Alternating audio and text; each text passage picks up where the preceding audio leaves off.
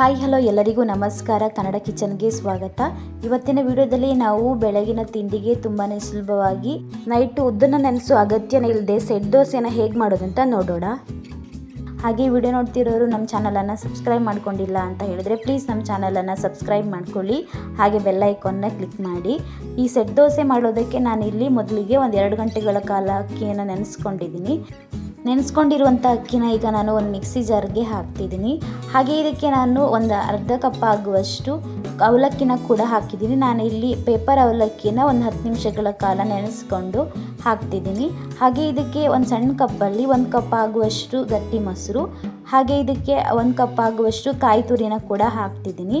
ಹಾಗೆ ಸ್ವಲ್ಪ ದೋಸೆ ಕಲರ್ಗೋಸ್ಕರ ನಾನು ಒಂದು ಅರ್ಧ ಟೀ ಸ್ಪೂನ್ ಆಗುವಷ್ಟು ಸಕ್ಕರೆನ ಕೂಡ ಹಾಕ್ತಿದ್ದೀನಿ. ಹಾಗೆ ಇದಕ್ಕೆ ರುಚಿಗೆ ತಕ್ಕಷ್ಟು ಉಪ್ಪನ್ನು ಹಾಕಿ ಇದಕ್ಕೆ ಈಗ ನಾನು ನೀರನ್ನು ಹಾಕದೆ ರುಬ್ಕೊಳ್ತೀನಿ. ನಾವು ಮೊಸರು ಹಾಕಿರೋದ್ರಿಂದ ಮೊದಲಿಗೆ ನೀರನ್ನು ಹಾಕೋ ಅಗತ್ಯ ಇಲ್ಲ, ಮತ್ತು ನೀರು ಬೇಕಾದರೆ ಸೇರಿಸ್ಕೊಂಡು ಇದನ್ನ ರುಬ್ಕೊಂಡ್ರೆ ಆಗುತ್ತೆ. ಈಗ ಈ ದೋಸೆ ಹಿಟ್ಟನ್ನು ರುಬ್ಬಿ ಆಗಿದೆ, ನಾನೊಂದು ಪಾತ್ರೆಗೆ ಸೇರಿಸ್ಕೊಳ್ತಿದ್ದೀನಿ. ಹಾಗೆ ಈ ದೋಸೆ ಹಿಟ್ಟನ್ನು ನಾವು ಬೇರೆ ಉದ್ದಿನ ದೋಸೆಗೆಲ್ಲ ಯಾವ ರೀತಿ ದೋಸೆ ಹಿಟ್ಟನ್ನ ನೈಸಾಗಿ ರುಬ್ಕೊಳ್ತೀವೋ ಅದೇ ರೀತಿ ಈ ದೋಸೆ ಕೂಡ ನೈಸಾಗಿ ಹಿಟ್ಟನ್ನು ರುಬ್ಕೊಳ್ಬೇಕಾಗತ್ತೆ. ನಾನು ರುಬ್ಬಿ ಈಗ ಪಾತ್ರೆಗೆ ಸೇರಿಸ್ಕೊಂಡಿದ್ದೀನಿ.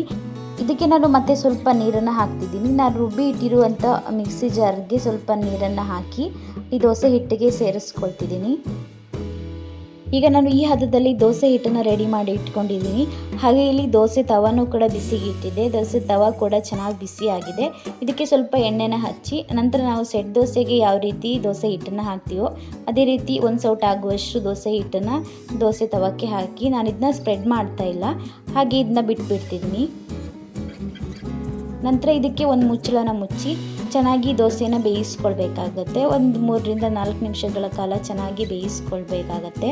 ನಾನು ಇದನ್ನ ಮತ್ತೆ ತಿರು ಹಾಕಲ್ಲ, ಹಾಗೆ ಒಂದೇ ಕಡೆ ಮಾತ್ರ ಬೇಯಿಸ್ಕೊಳ್ತಿದ್ದೀನಿ. ಇದಕ್ಕೆ ಒಂದು 1/4 ಟೀ ಸ್ಪೂನ್ ಆಗುವಷ್ಟು ತುಪ್ಪ ಹಾಕ್ತಿದ್ದೀನಿ. ತುಪ್ಪ ಇಷ್ಟ ಆಗಲ್ಲ ಅಂತ ಹೇಳಿದ್ರೆ ಎಣ್ಣೆ ಕೂಡ ಹಾಕ್ಬೋದು. ಈಗ ಈ ದೋಸೆ ಚೆನ್ನಾಗಿ ಬೆಂದಿದೆ. ಈಗ ನಾವು ಇದನ್ನ ತೆಗೆದುಕೊಳ್ಬೋದು. ಹಾಗೆ ಈ ದೋಸೆನ ನೀವು ಕೂಡ ನೋಡ್ಬೋದು, ಚೆನ್ನಾಗಿ ಸಾಫ್ಟಾಗಿ ಬಂದಿದೆ, ಹಾಗೆ ಚೆನ್ನಾಗಿ ಕಣ್ಣಾಗಿ ಕೂಡ ಬಂದಿದೆ. ಹಾಗೆ ಈ ಸೆಟ್ ದೋಸೆಗೆ ಉದ್ದು ಏನು ಹಾಕೋ ಅಗತ್ಯನೇ ಇಲ್ಲ, ಆದರೂ ತುಂಬಾ ಸಾಫ್ಟಾಗಿ ಬರುತ್ತೆ. ಇದಕ್ಕೆ ಸ್ವಲ್ಪ ತೆಂಗಿನಕಾಯಿ ತುರಿ ಹಾಗೆ ಮೊಸರು ಅವಲಕ್ಕಿ ಎಲ್ಲ ಹಾಕಿರೋದ್ರಿಂದ ತುಂಬಾ ಸಾಫ್ಟಾಗಿರುತ್ತೆ. ಹಾಗೆ ನಾನು ಇನ್ನೊಂದು ದೋಸೆನೂ ಕೂಡ ಅದೇ ರೀತಿ ಮಾಡ್ಕೊಳ್ತಿದ್ದೀನಿ. ಮೊದಲಿಗೆ ದೋಸೆ ತವಕ್ಕೆ ಸ್ವಲ್ಪ ಎಣ್ಣೆನ ಹಚ್ಚಿ ನಂತರ 1 ಸೌಟ್ ಆಗುವಷ್ಟು ದೋಸೆ ಹಿಟ್ಟನ್ನು ಹಾಕಿ ಇದನ್ನ ಸ್ಪ್ರೆಡ್ ಮಾಡೋದು ಬೇಡ, ಹಾಗೆ ಬಿಟ್ಬಿಡಿ. ದೋಸೆ ಹಾಕಿದ ನಂತರ ಮೀಡಿಯಮ್ ಅಥವಾ ಲೋ ಫ್ಲೇಮಲ್ಲಿಟ್ಟು ನಿಧಾನ ಉರಿಯಲ್ಲಿ ಒಂದು 3-4 ನಿಮಿಷಗಳ ಕಾಲ ಚೆನ್ನಾಗಿ ಬೇಯಿಸ್ಕೊಳ್ಬೇಕಾಗತ್ತೆ.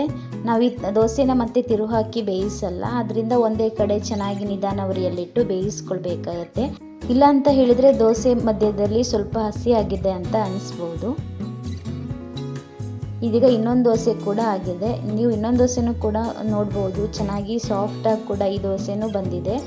ಹಾಗೆ ಈ ದೋಸೆ ತಿನ್ನೋದಕ್ಕೆ ಕೆಂಪು ಚಟ್ನಿ ತುಂಬಾ ರುಚಿಯಾಗಿರುತ್ತೆ. ಆದ್ದರಿಂದ ನಾವು ಇವತ್ತಿನ ವಿಡಿಯೋದಲ್ಲಿ ಕೆಂಪು ಚಟ್ನಿನ ಹೇಗೆ ಮಾಡೋದಂತ ನೋಡೋಣ. ಕೆಂಪು ಚಟ್ನಿ ಮಾಡೋದಕ್ಕೆ ನಾನಿಲ್ಲಿ ಮೊದಲಿಗೆ ಸ್ಟವ್ ಆನ್ ಮಾಡಿ ಒಂದು ಬಾಣಲೆನ ಇಟ್ಕೊಂಡಿದ್ದೀನಿ. ಹಾಗೆ ಇದಕ್ಕೆ 1-2 ಒಣಮೆಣಸು, ಒಂದು ಅರ್ಧ ಟೊಮೆಟೊ, ಹಾಗೆ ಒಂದು ಅರ್ಧ ಈರುಳ್ಳಿ, ಸ್ವಲ್ಪ ಕರಿಬೇವು, ಹಾಗೆ ಒಂದು ಅರ್ಧ ಇಂಚ್ ಆಗುವಷ್ಟು ಶುಂಠಿ, ಒಂದು 4-5 ಎಸಳಾಗುವಷ್ಟು ಬೆಳ್ಳುಳ್ಳಿ, ಹಾಗೆ ಒಂದು ಅರ್ಧ ಟೀ ಸ್ಪೂನ್ ಆಗುವಷ್ಟು ಜೀರಿಗೆನ ಹಾಕಿ ನಂತರ ಇದನ್ನೆಲ್ಲ ಫ್ರೈ ಮಾಡ್ಕೊಳ್ತೀನಿ.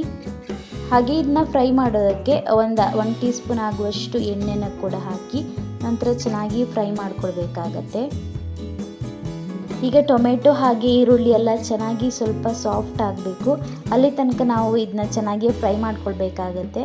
ಟೊಮೆಟೊ ಹಾಗೆ ಈರುಳ್ಳಿ ಎಲ್ಲ ಚೆನ್ನಾಗಿ ಫ್ರೈ ಆಗಿಲ್ಲ ಅಂತ ಹೇಳಿದರೆ ಚಟ್ನಿ ಅಷ್ಟು ರುಚಿಯಾಗಿರಲ್ಲ, ಹಾಗೆ ಹಸಿ ವಾಸನೆ ಅಂತ ಅನಿಸುತ್ತೆ. ಆದ್ದರಿಂದ ಟೊಮೆಟೊ ಈರುಳ್ಳಿ ಎಲ್ಲ ಸ್ವಲ್ಪ ಸಾಫ್ಟ್ ಆಗೋ ತನಕ ಚೆನ್ನಾಗಿ ಇದನ್ನು ಫ್ರೈ ಮಾಡ್ಕೊಳ್ಬೇಕಾಗತ್ತೆ. ಮೀಡಿಯಮ್ ಉರಿಯಲ್ಲಿಟ್ಟು ಒಂದು 5-6 ನಿಮಿಷಗಳ ಕಾಲ ಆದರೂ ಚೆನ್ನಾಗಿ ಇದನ್ನ ಫ್ರೈ ಮಾಡ್ಕೊಳ್ಬೇಕಾಗತ್ತೆ. ಹಾಗೆ ಈ ದೋಸೆಗಂತೂ ಕೆಂಪು ಚಟ್ನಿ ತುಂಬಾ ರುಚಿಯಾಗಿರುತ್ತೆ. ಹಾಗೆ ನಾನು ಖಾರಕ್ಕೆ ಇಲ್ಲಿ 1-2 ಒಣಮೆಣಸನ್ನ ಹಾಕಿದ್ದೀನಿ ಅಷ್ಟೇ. ನಿಮಗೆ ಖಾರ ಎಷ್ಟು ಬೇಕಂತ ನೋಡಿಕೊಂಡು ಒಣಮೆಣಸನ್ನ ಸೇರಿಸ್ಕೊಳ್ಳಿ.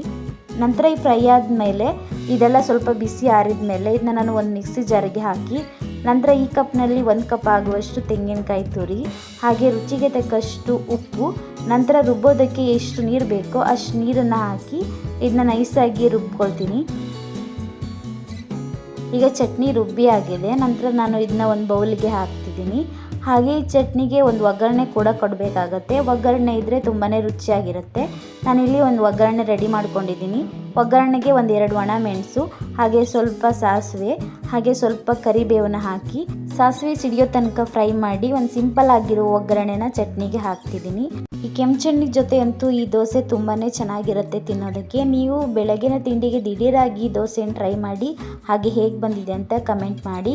ನಿಮ್ಗೆ ಈ ವಿಡಿಯೋ ಇಷ್ಟ ಆದರೆ ಪ್ಲೀಸ್ ಒಂದು ಲೈಕ್ ಮಾಡಿ, ಶೇರ್ ಮಾಡಿ, ಕಮೆಂಟ್ ಮಾಡಿ.